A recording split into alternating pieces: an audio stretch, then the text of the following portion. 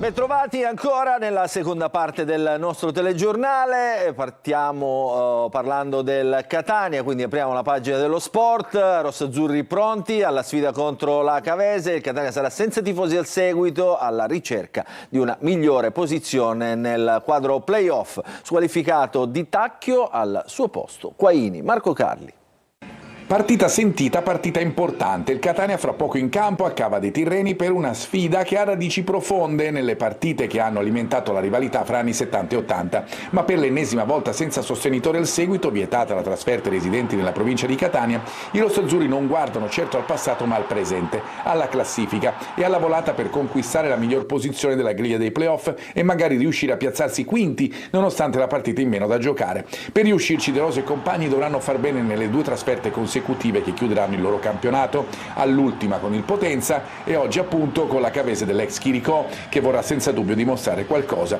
Toscano ha portato in Campania 21 giocatori, difesa confermata rispetto alle ultime occasioni, a centrocampo Quaini sostituirà lo squalificato Di Tacchio e farà coppia con De Rossi. In attacco c'è un inglese in più nel motore, pronto a dare il suo contributo e a gestirsi con intelligenza del minutaggio che avrà nella partita del Lamberti. Jimenez e Lunetta daranno qualità e inserimenti senza palla, con stoppe dal monte, alternative di lusso. Fischio d'inizio alle ore 15, dalle 14 comincia la diretta di Telecolor in esclusiva e in chiaro lungo pre-gara, la presentazione del match e poi la telecronaca al termine della partita, le interviste in anteprima. Tutt'altro umore invece in casa Messina, la procura a Vendere, arrivata nelle ultime ore, si rivela non valida per la mancanza di una firma digitale. Parole dure del sindaco Basile che aveva cercato di mediare un accordo. Il servizio di Francesco Triolo. La luce in fondo al tunnel del futuro del Messina Calcio probabilmente si è spenta ieri sera. Credo davvero che ormai il tempo sia scaduto. Queste le parole amare del sindaco di Messina Federico Basile in un comunicato diramato nella serata di ieri che ha messo il punto sulla crisi del club.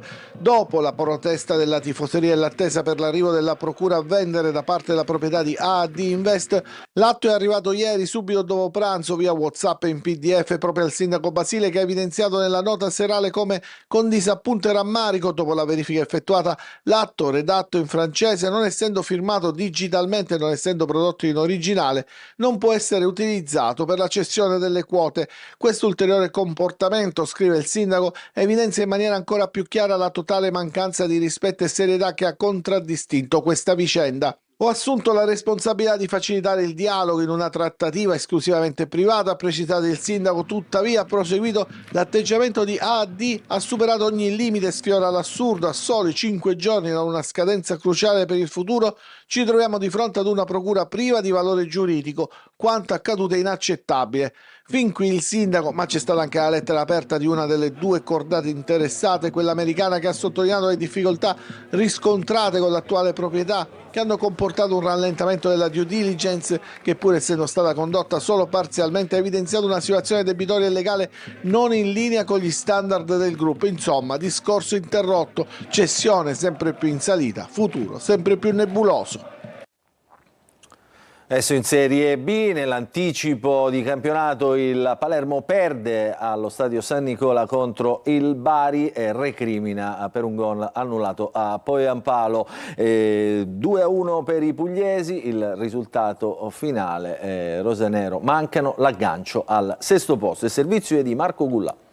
Il Palermo perde al San Nicola 2-1 ed è l'istantanea della stagione rosanero, quando la formazione di Dionisi deve compiere il salto di qualità, fallisce sempre. Anche ieri sera contro un Bari non irresistibile è andata così. Il Palermo doveva e poteva vincere per agganciare il sesto posto, ma invece alla fine ha perso una partita che in parte aveva controllato. 3 punti ai pugliesi, che tornano in zona playoff, e amaro in bocca per i siciliani tornati sulla terra dopo 2 vittorie consecutive. Pronti via, e il Bari passa con Maggiore, che strozza il tiro ma batte Audero, e subito gara in salita per il rosanero.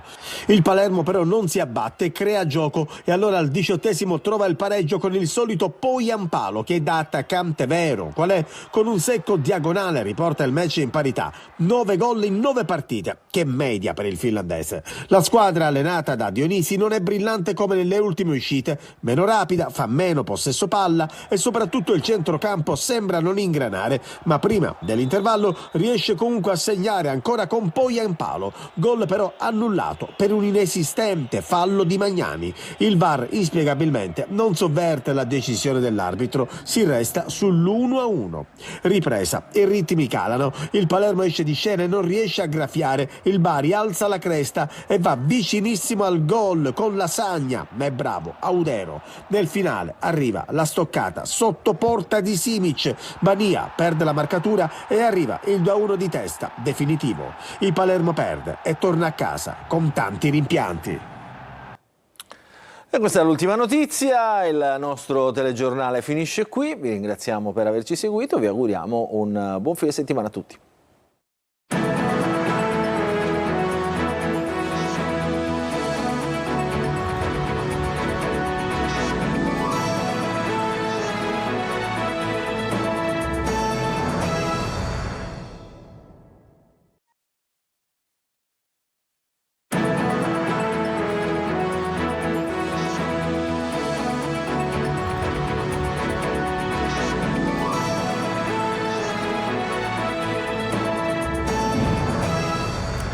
Buonasera, benvenuti a questa edizione del TG Sicilia. Vediamo i titoli.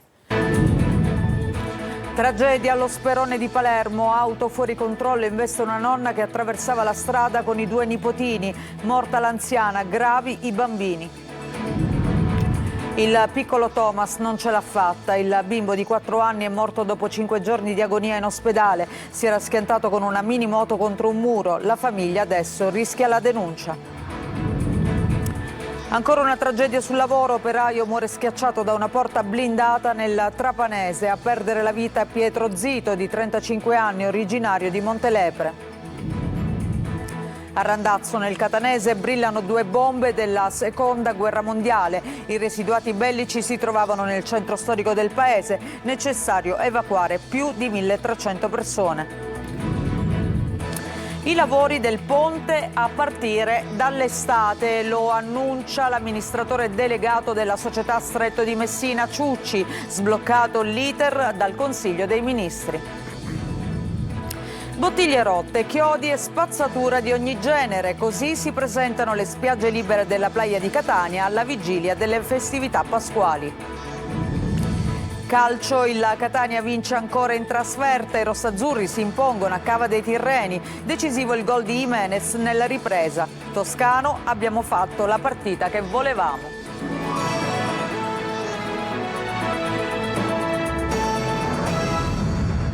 Apriamo questa edizione del nostro telegiornale parlando di una tragedia della strada che è avvenuta allo Sperone di Palermo. Un'auto fuori controllo ha investito una nonna con i 2 nipotini che stava attraversando la strada. L'anziana è morta, gravi invece i bambini. Manlio Viola. Tragedia della strada allo Sperone, popolare quartiere di Palermo. Una donna di 65 anni che stava attraversando la strada con i suoi 2 nipotini, uno di 3 anni e l'altro di 2, è stata investita da un'autovettura guidata da una giovane napoletana di 24 anni. L'incidente è avvenuto in via Portella delle Ginestre. Subito soccorse, le 3 vittime sono state trasportate d'urgenza all'ospedale Buccheri La Ferla, ma il personale sanitario ha solo potuto constatare che la nonna, Vincenza Lombardo, di 65 anni, era morta nel tragitto. Ricoverati in condizioni definite gravi i 2 bambini, uno allo stesso ospedale Bucchieri La Ferla, il più piccolo invece all'ospedale civico, ma entrambi dovranno subire delicati interventi chirurgici nel più attrezzato ospedale pediatrico di Cristina, noto ai palermitani come l'ospedale dei bambini. Dai primi accertamenti sembra che la giovane, alla guida di una Fiat 600, abbia perso il controllo della sua autovettura, investendo i 3 malcapitati prima di terminare la propria corsa sul marciapiedi. Una tragedia tremenda che ha commosso l'intero quartiere dello Sperone e la vicina borgata industriale di Brancaccio. I vicini di casa della signora Enza pensano già di organizzare una veglia di preghiera per i piccoli feriti, oltre che per la vittima. E un altro incidente mortale è avvenuto allo svincolo di Dattilo dell'autostrada A29 a Trapani.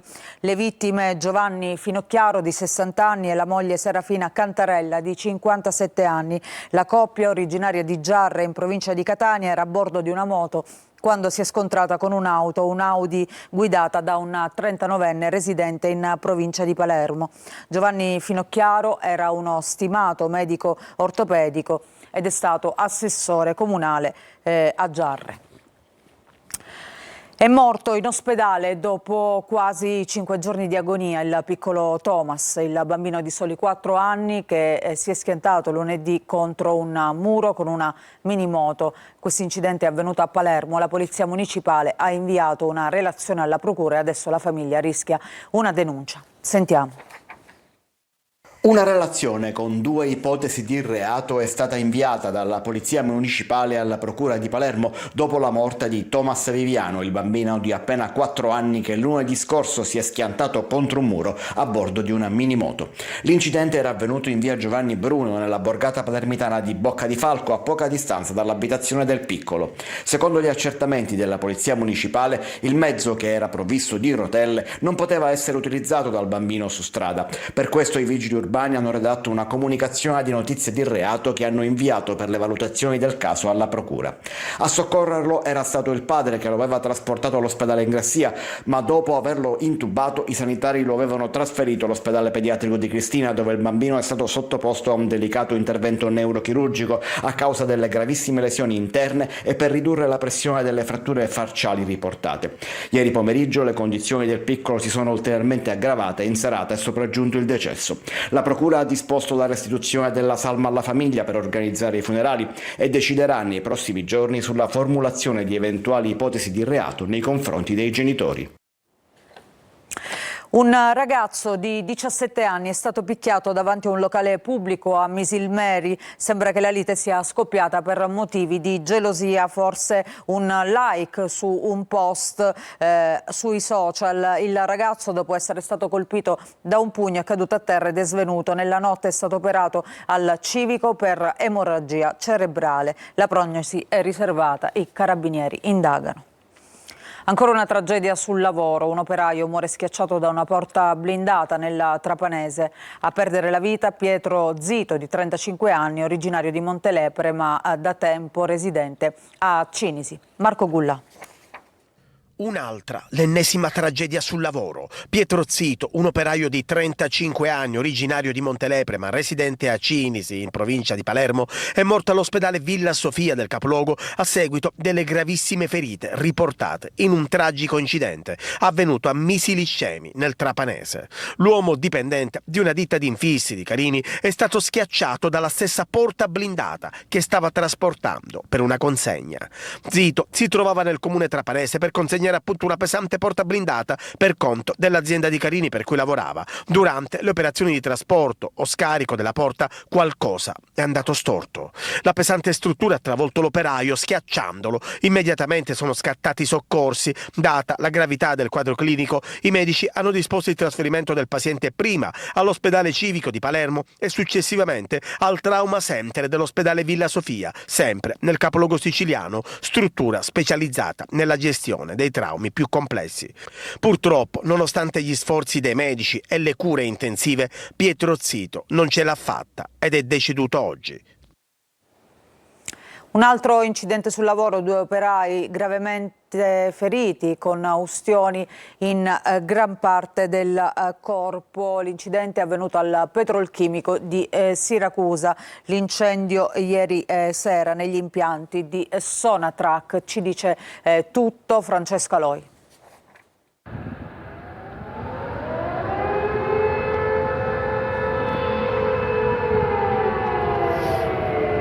Le sirene che lanciano l'allarme, l'incendio alla Sonatrach di Augusta, tutto in queste immagini amatoriali. 2 gli operai in rianimazione al Cannizzaro di Catania, con ustioni di secondo e terzo grado nel 30% del corpo. Sono gravi, ma al momento non in pericolo di vita. Ancora un incidente sul lavoro e il tema della sicurezza che torna alla ribalta. Noi richiamiamo l'attenzione verso la sicurezza dei nostri lavoratori, sia del diretto sia dell'indotto.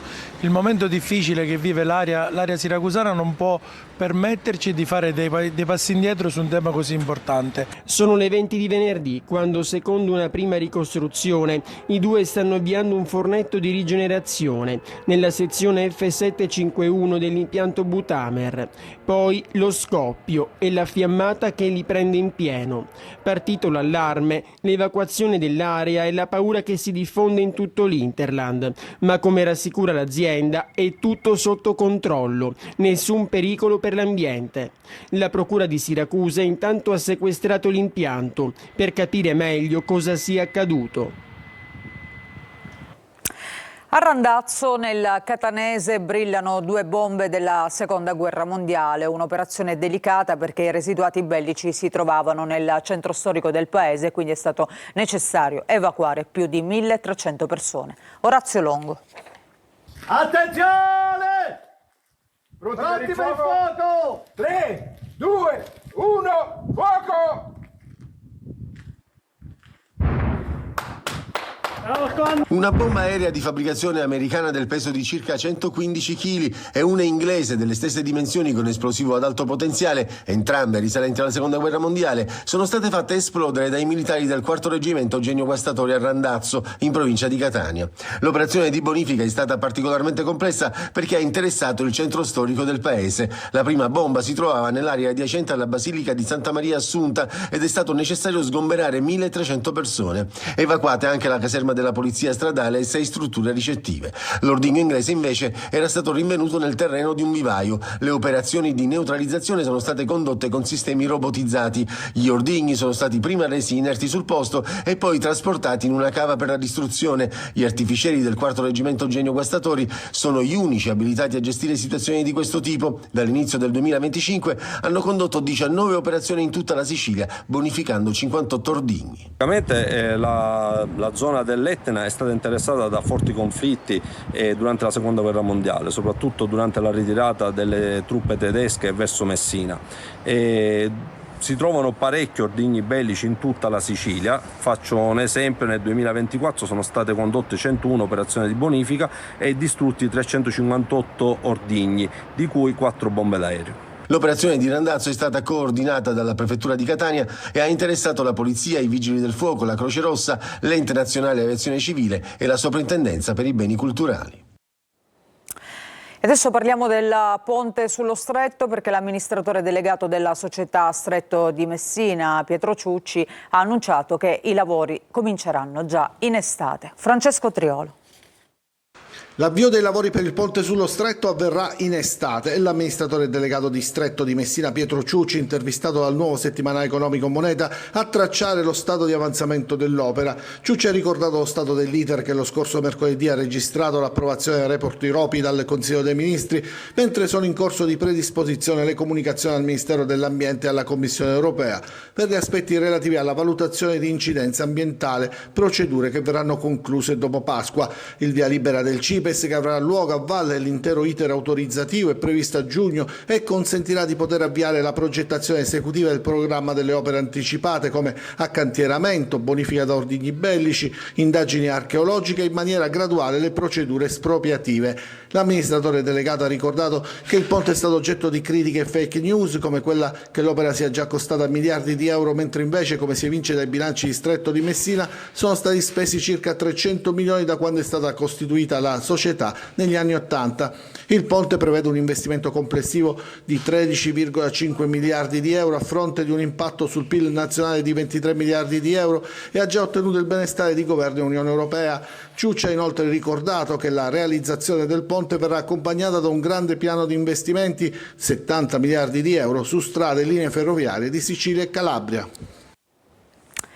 E adesso cambiamo argomento. A Catania, turisti in fuga dalla playa, indignati vanno via tra rifiuti, vetri rotti e chiodi arrugginiti. Il piazzale della spiaggia libera numero 2 trasformato in una discarica e in un luogo per coppie in cerca di intimità. Tonino De Mana.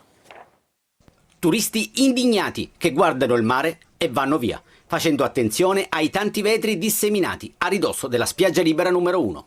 L'immagine simbolo è questa, forse basterebbe per documentare l'indecoroso stato in cui versa la playa, un tempo fiore all'occhiello di Catania. La stagione balneare alle porte, al di là dei proclami, si avvicina tra incertezze, inciviltà e scene di ordinario degrado. Fermarsi in spiaggia a prendere il sole non è proprio una buona idea, visto che si fa fatica anche a trovare pochi metri per appoggiare il telo da mare. Anche le punte per fare l'insulina, vedere la glicemia, fa schifo. Letteralmente schifo, passate le scarpe prima con il piede per vedere se c'era qualcos'altro. C'è stato di peggio. Si tratta solo della pulizia, non dico qua il prato o altro, mettere delle strutture, ok, cavolo, almeno sta roba qua è incredibile, indecente, sta montagna di vetro, spazzatura. Praticamente è la stessa identica situazione ogni anno, sporcizia, degrado, incuria, ma soprattutto la presenza di resti di pedane e di strutture che devono essere rimosse. Si parla tanto di rilancio della playa. Qui l'unica cosa che lanciano è la spazzatura. Poi rilancio vero e proprio io non ne vedo. C'è chi alla playa raccoglie fiori, ma il pericolo è sempre in agguato. Diciamo che questo qua è un chiaro segno di inciviltà, è pericoloso anche per qualche bambino che magari vuole raccogliere qualche fiorellino e poi magari con i piedi scalzi si può anche tagliare. Chi arriva, avendola già frequentata, si sbilancia. Se non mi prendo qualche malattia, sì. E non va meglio nel piazzale antistante la spiaggia libera numero 2. Tra qualche mese sarà pieno di auto in sosta. Oggi è una discarica abusiva ed un luogo insicuro, anche per coppie in cerca di intimità.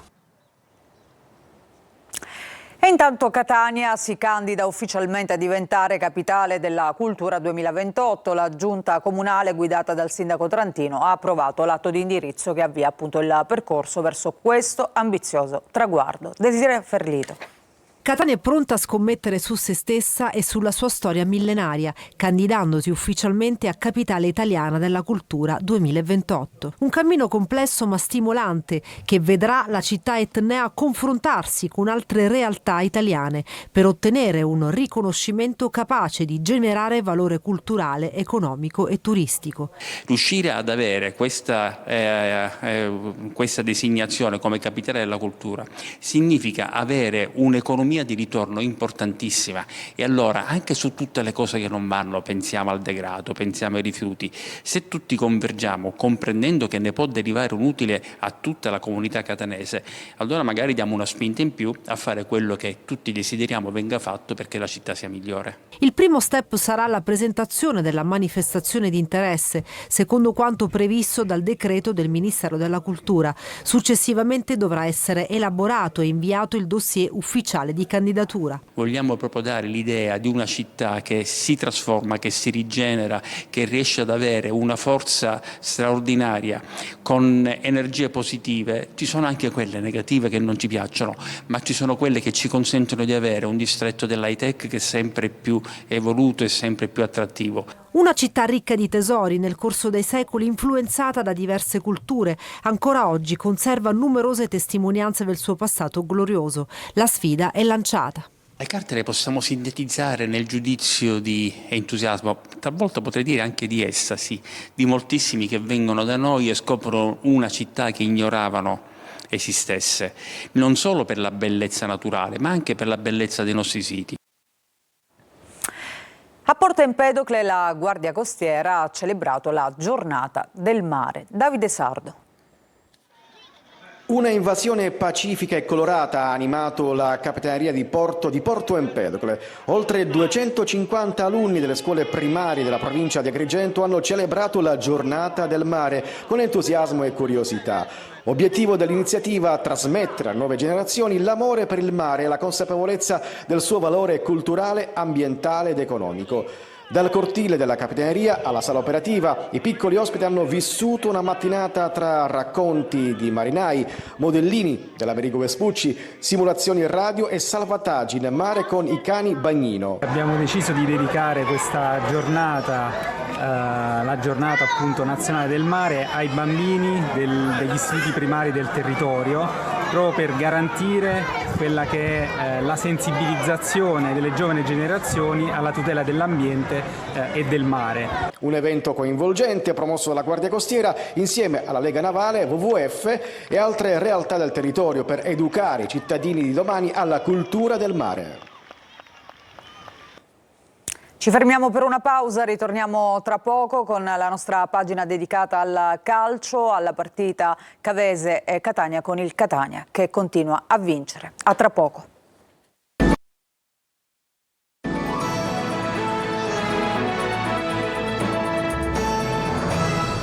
Bentrovati, seconda parte del nostro telegiornale, adesso il calcio, la Serie C, il Catania vince ancora in trasferta, i rossazzurri si impongono a Cava dei Tirreni, decisivo il gol di Jimenez nella ripresa, adesso un turno di riposo per gli etnei che concluderanno la stagione regolare a Potenza. Marco Carli. Quarta vittoria consecutiva in trasferta, la quinta nelle ultime 6. Il Catania espugna anche il Lamberti di Cava e fa un passo importante nella corsa alla miglior posizione possibile nei play-off. Toscano conferma l'ipotesi della vigilia schierando Inglese dal primo minuto davanti.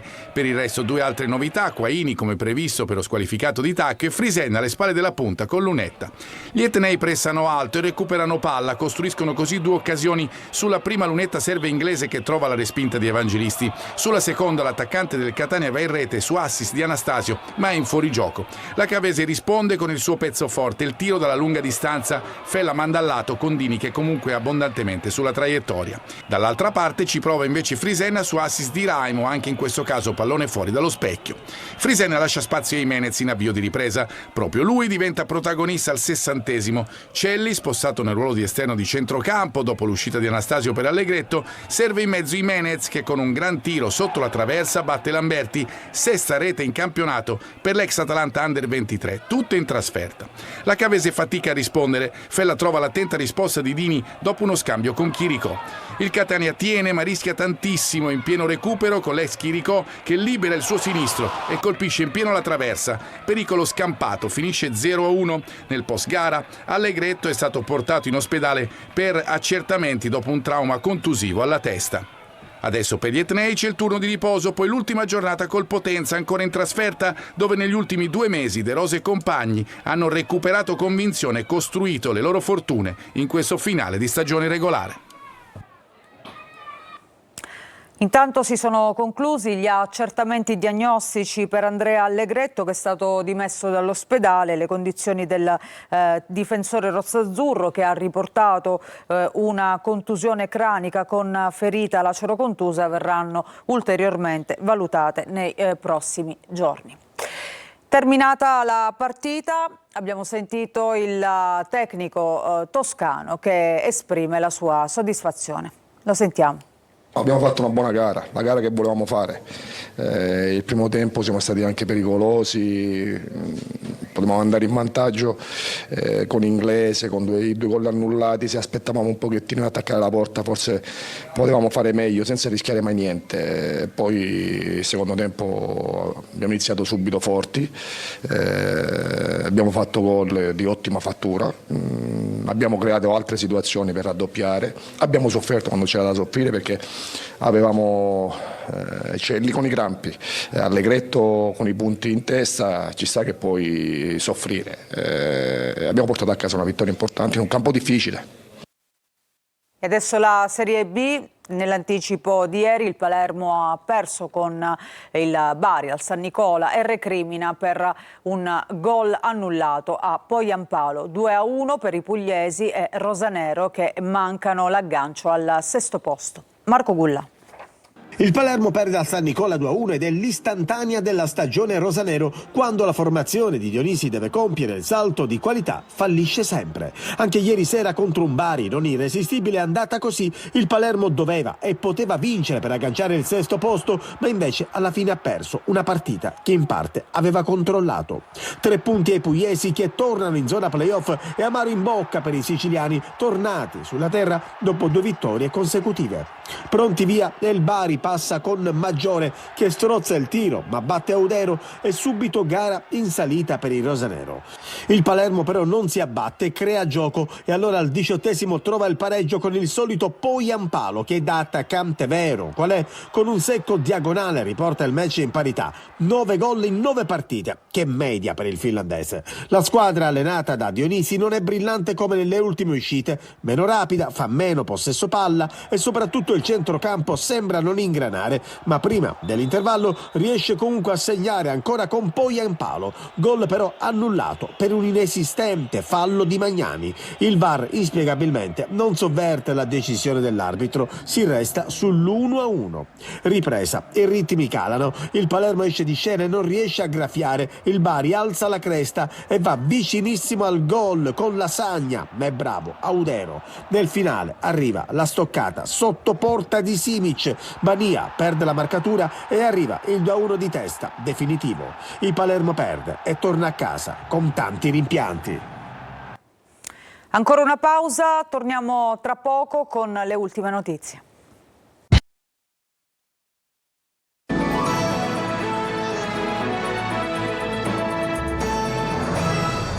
Non ci sono aggiornamenti, questa edizione del TG Sicilia termina qui, grazie per averci seguito, vi auguro un buon proseguimento di serata.